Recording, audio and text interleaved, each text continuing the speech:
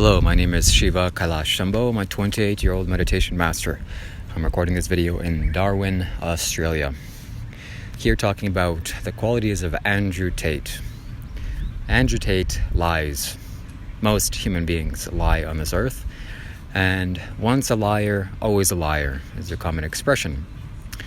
Once I've heard this teaching by the Buddha at 19 years of age, I instantly vowed to myself that for the rest of my life, I will not lie.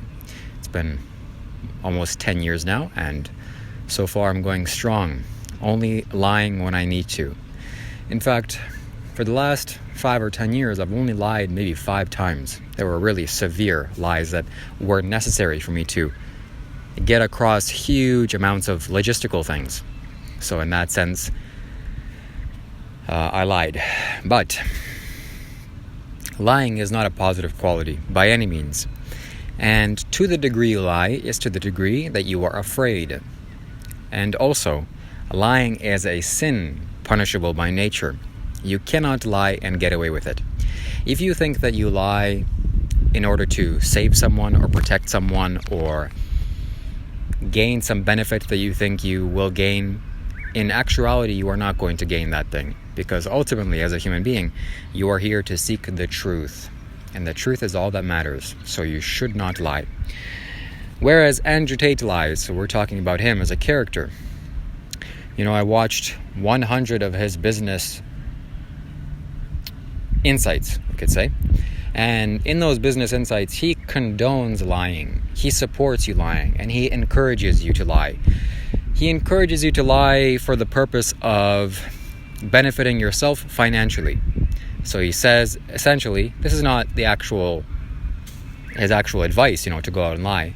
But he kind of encourages it. Hey, if you find someone to drive an Uber for you, lie to him and say that I'm going to handle the tax side of the Uber. It costs a lot of money and I'm going to give you $50 a day and I'll keep like 15% to myself. In reality, you're keeping most of the profits. So in that way, he encourages you to lie. And various other examples that I can give where he actually encourages you to lie. And he says that he has lied to many people, to his girlfriends and to the women and also to his business partners. Why? In order to profit himself financially, which is wrong, unequivocally. Why? Well, again, coming back to this old statement or saying, once a liar, always a liar. If you meet someone and he lies to you and you know it's a lie, or maybe he tells you, hey, I lied to this person, instantaneously this person is a liar. He is capable of lying.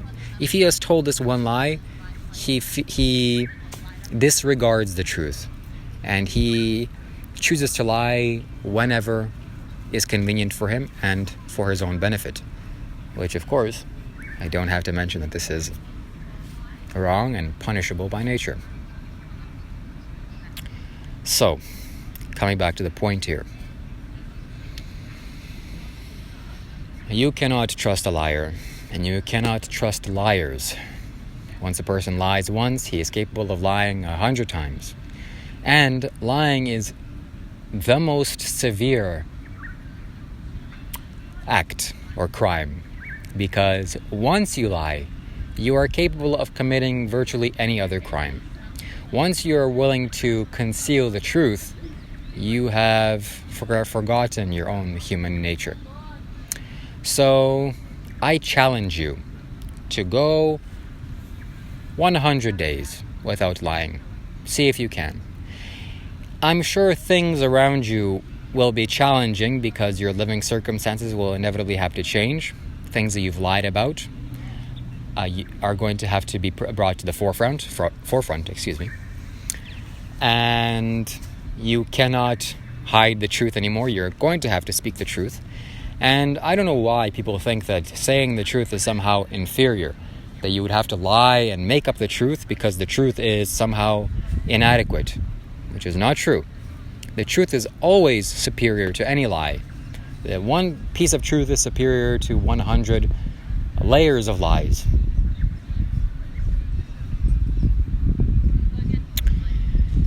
And personally, I love speaking the truth, especially to girls to women.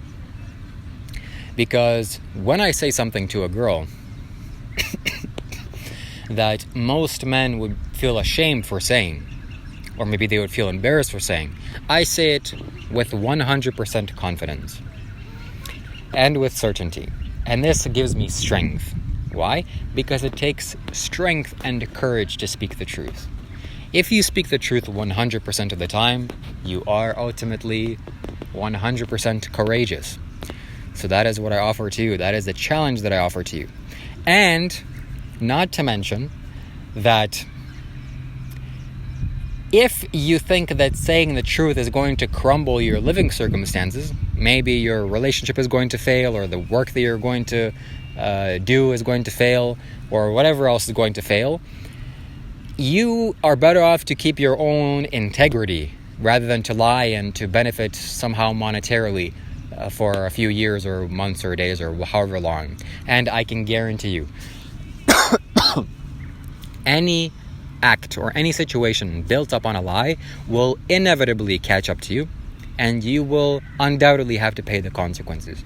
It is not avoidable. You cannot avoid it. It is as irrefutable as the gravity itself. So, if you think, wow, if I share the actual truth of this person is going to react this way and I'll never see this person again, or this is going to happen, or this foundation is going to crumble, good. Let it happen. Let it crumble. Let it all fall down. Because the truth is what actually is the valuable thing here, not whatever nonsense you want to build for yourself in your life. If you build your body and your character with the foundation of the truth, you cannot fail. You cannot miss this life, the essence of this life. I guarantee you that, let's say within 3 years, if you just stop lying and you speak the truth, your whole body is going to change. Your face is going to change. Your facial expressions are going to change. People are going to trust you better. People are going to be more relaxed and easy around you. Life is going to respond to you in a positive way. Even nature itself, other living creatures and animals are going to respond to you positively. Why? Because they can smell it on you.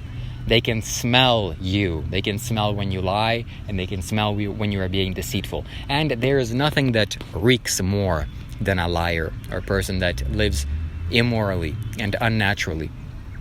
This reminds me of something that the Buddha said. The Buddha said that angels, or devas as you would call them, they live inside of trees, especially very thick, old trees in the jungles. And I see this to be true. And he also says that the devas, the angels, they don't like the company of human beings, especially when human beings walk by them or walk by their trees, for example. The devas say that the human beings smell bad. They have a bad odor about themselves.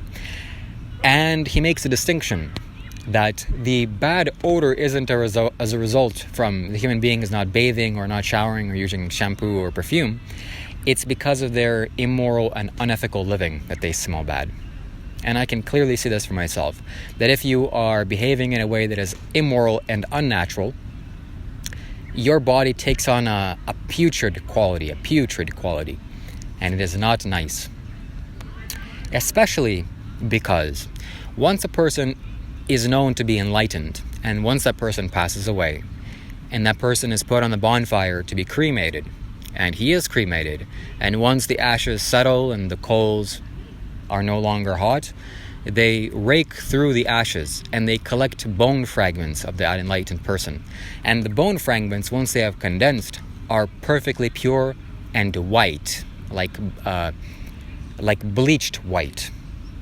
Whereas if you put an ordinary person, a person that smokes, drinks, and does various other things that are considered normal in our society, you put that person on a bonfire once he passes away, and you do exactly the same thing, and you collect his bone fragments at the end. His bone fragments are going to look like charcoal or like blackened bone, essentially. And I know this for a fact. I've seen this because I've seen the enlightened master's bone fragments of Ajahn Chah in Thailand.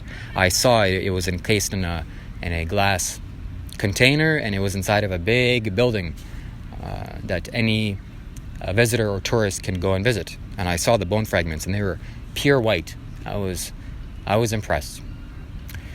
So that's all that I have to share with you for now, my friends. I'm glad that you stayed tuned up until this point in time. Please leave me a comment and share with me what you liked about this video, what you didn't like, what I can improve, and your overall thoughts. As always, stay tuned for the next video. Goodbye.